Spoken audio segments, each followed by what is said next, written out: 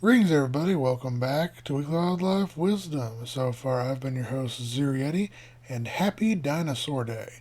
Today, we're going to be focusing on the Moreno Hill Formation, which is a Cretaceous formation of what is now New Mexico. Beginning with the first animal of the week being Nothronychus, which is a genus of therizinosauride theropod dinosaur.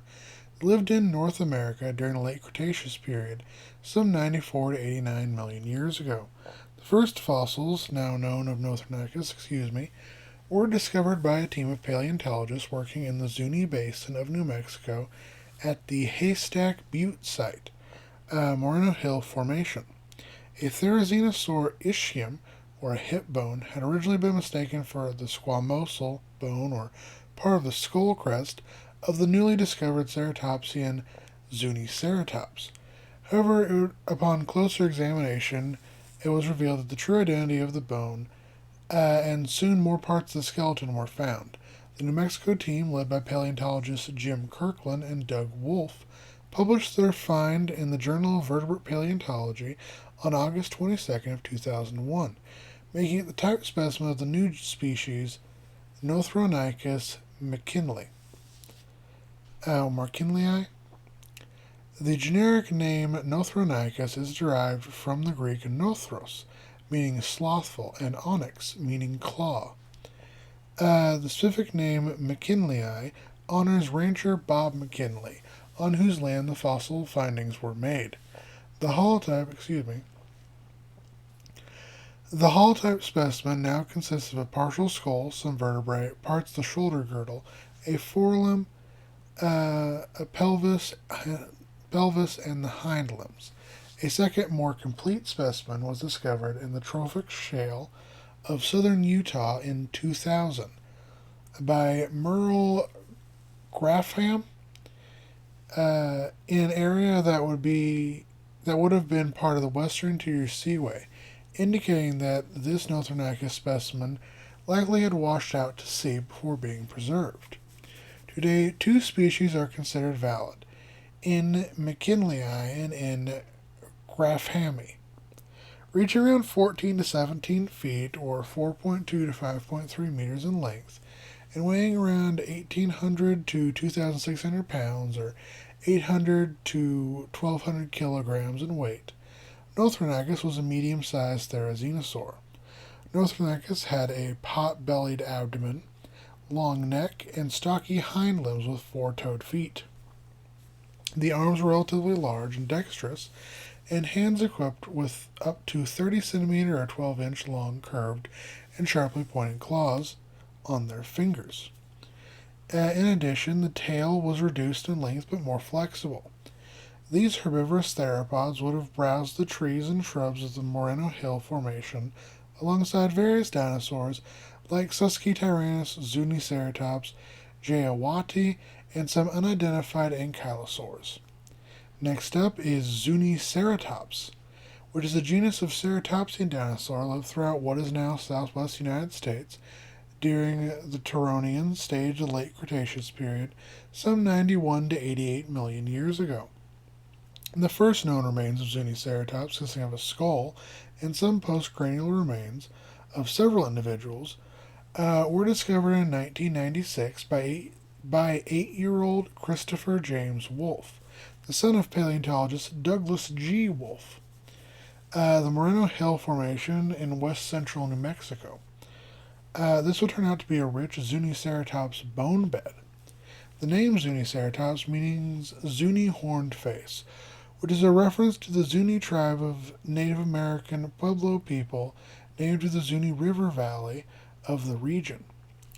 The species name Christophori is reference to its discoverer.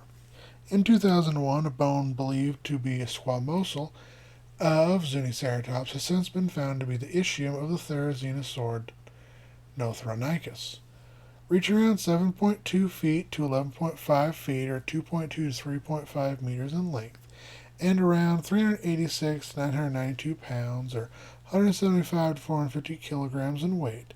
Zuniceratops sport a large skull, which is long and low with no nasal horn, but bears a pair of well-developed brow horns that are similar to those of chasmosaurs and primitive centrosaurs. These and other traits show that Zuniceratops is an example of an evolutionary transition between early ceratopsians and the later larger ceratopsids that had large horns and frills, supporting the theory that the lineage of ceratopsian dinosaurs may have been North American in origin. Next up is Edowa, which is an extinct genus of Banaid Paracryptodorian. Not quite sure how to pronounce that word. A turtle, which lived throughout southern Laramidia, what is now the southwestern United States, during the Turonian to the Carnassian stages of the late Cretaceous period, some 92 to 88 million years ago. The first known remains of Edowa, consisting of a partial skeleton, including large sections of the carapace and plastron, or the upper and lower shell of the turtle. Excuse me, that was my finger that popped. Were discovered in the Moreno Hill Formation, the Zuni Basin of western New Mexico in the late 1990s, during an expedition led by Doug Wolf, James Kirkland, and volunteers with the Southwest Paleontological Society.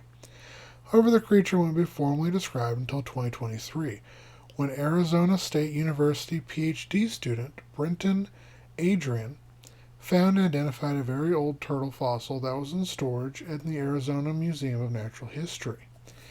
Adrian, with the help of his colleagues Heather F. Smith, Kara Kelly, and Douglas G. Wolfe, described and named the animal Edowa zuniensis. The genus name Edowa is the word for turtle in the language of the Zuni indigenous peoples of the western New Mexico and eastern Arizona. The species name Zuniensis refers to the Zuni Basin, where the species lived. A phylogenetic analysis shows that Edowa is sister taxon to the more numerous and better understood Plesiobaena antiqui, and likely would have looked similar. Reach around 8 to 18 inches or 20.3 to 45.7 centimeters in shell length. Edowa sported a slightly domed shell, large limbs, a crushing beak, and a long tail. Interestingly, the type specimen of Edowa appears to have been attacked by a crocodilian of some sort. Next up is Suskityrannus, which is a genus of small tyrannosauroid theropod which lived throughout southern Laramidia, which is modern-day southwestern North America, during the late Cretaceous period, some 94 to 89 million years ago. The first remains, now known to belong to Suskityrannus, consisting of a partial snout and some postcranial remains, were found in 1998 by Robert Denton, a professional geologist from Virginia, and Sterling Nesbitt, a native Mesa-teen, who was a museum volunteer that came to dig with paleontologist Doug Wolf. Until more remains were recovered, these remains were variously attributed to a dromaeosaur, a more generic coelurosaur, or a tyrannosaur, with several informal names being given to the creature over the years, including the Zuniceratops, the Zunityrannosaur, and Zunityrannus by the 2011 documentary Planet Dinosaur. Following the discovery of an initial specimen consisting of a partial skull and postcranial skeleton, the animal was formally described as a genus of primitive tyrannosaurid, Tyrannosauroid, in 2019, which is named Suskityrannus hazeli. The name Suskityrannus meaning coyote tyrant from the Zuni word Suski meaning coyote. And today, both the holotype and paratype specimens are located in the collections of the Arizona Museum of Natural History. Reach around 9.8 feet to 11.5 feet, or 3 to 3.5 meters in length, and around 276 pounds, or 125 kilograms in weight, Suskityrannus was a small tyrannosaur. Granted, both the holotype and paratype belonged to young individuals that didn't quite reach skeletal maturity. I'm used to saying sexual maturity for the living animals. But the histological analyses revealed that the bone tissues and vascularization are different from those found in young individuals of large-bodied tyrannosaurids during the Campanian Maastrichtian age. So the adults would have been significantly smaller than later mature tyrannosaurids. Jeyawati is a genus of hadrosaurid or hadrosauroid dinosaur lived throughout what is now southwestern North America during the Turonian stage of the late Cretaceous period some 91 to 88 million years ago. The first remains of Jeyawati, consisting of a partial skull and incomplete skeleton, were discovered from rocks of the Moreno Hill Formation of New Mexico in 2006 by paleontologist Douglas Wolfe, who unearthed the animal with the help of James Kirkland and volunteers from the Southwest Paleontological Society.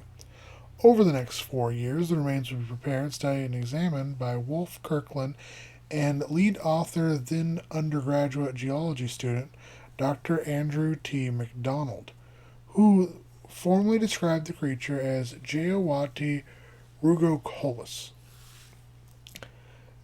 with Jeyawati meaning grinding mouth in the Zuni language, a reference to the sophisticated chewing mechanism of hadrosaur dinosaurs.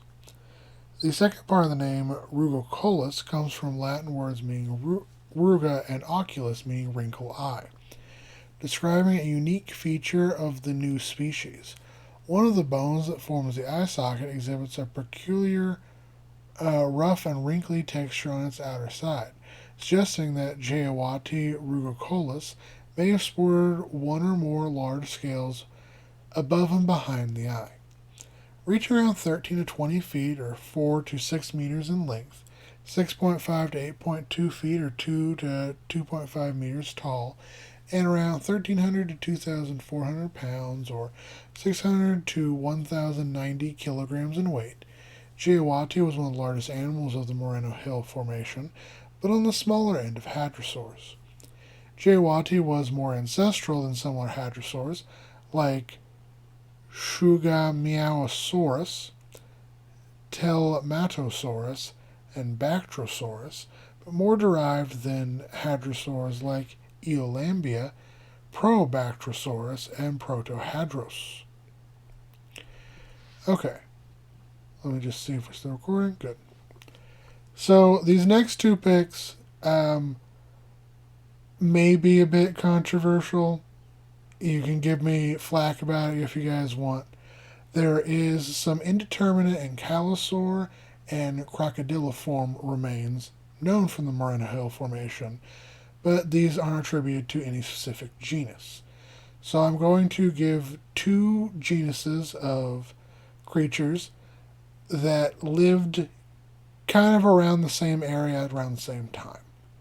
Starting with Peloroplites, which is a monospecific genus of Notosaurid dinosaur that lived throughout what is now the southwestern United States during the Cenomanian to Turonian stages of the late Cretaceous period, approximately 98 to 92 million years ago. The first known remains of Peloroplites, consisting of a partial skull, was found by paleontologists Burge and Bird in 2001 in the Cedar Mountain Formation of Emery County, Utah. However, it wouldn't be formally named or described until 2008, when Kenneth Carpenter, Jeff Bartlett, John Bird, and Reese Barrick led a dig back to the original site and excavated more of the skeleton, as well as some additional partial specimens, which combined give a greater understanding of the animal. The holotype and assigned specimens are currently housed at the College of Eastern Utah Prehistoric Museum in Utah. The name Peloroplites is derived from the Greek word peloros, meaning monstrous or gigantic, and hoplites, meaning heavily armed. The specific name Cedar montanus is derived from the Latin words cedrus, meaning cedar, and mont, meaning mountain, in reference to the Cedar Mountain Formation of which the fossils were discovered.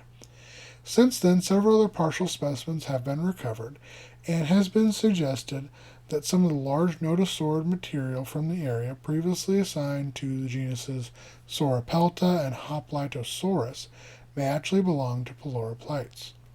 If the material does belong to Peloroplites, it would extend the stratigraphic and temporal range of pleuroplites considerably. Reaching upwards of 20 feet or 5 meters in length and 4,410 pounds or 2,000 kilograms in weight, pleuroplites is one of the largest known nodosaurids. It came from a time when ankylosaurids and nodosaurids were obtaining larger sizes.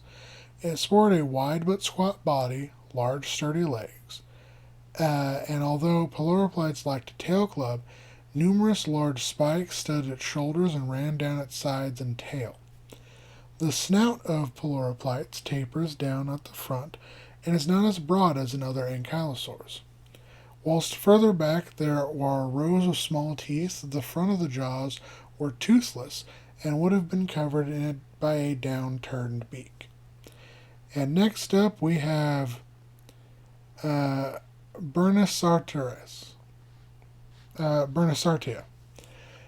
Is an extinct genus of Neosuchian crocodiliform that lived throughout what is now Europe and North America from around 130 million years ago to possibly as recently as 81 million years ago.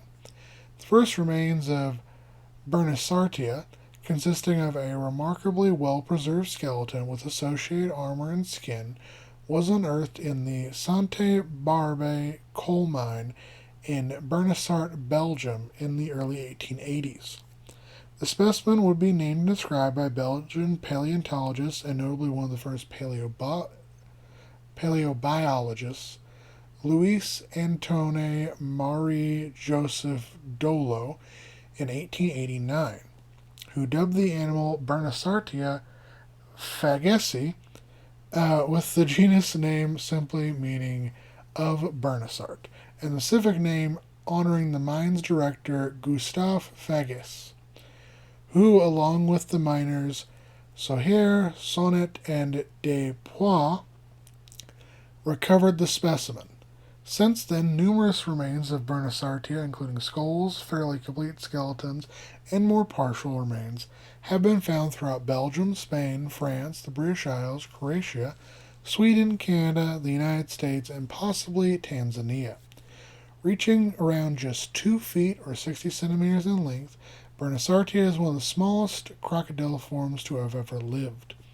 It resembled modern species in many respects, and was probably semi-aquatic. Bernissartia had two distinct types of teeth. The front teeth are sharp and pointed, and would have been used for biting onto small slippery prey, such as fish. The rear teeth, however, were more round and blunt, and more suitable for crushing prey like shellfish, crustaceans, as well as cracking into bones. Some Bernissartia remains have been found in association with the remains of the ornithopod dinosaur Iguanodon, raising the possibility that they may have scavenged the carcass of a dinosaur that had drowned or died along a riverbank.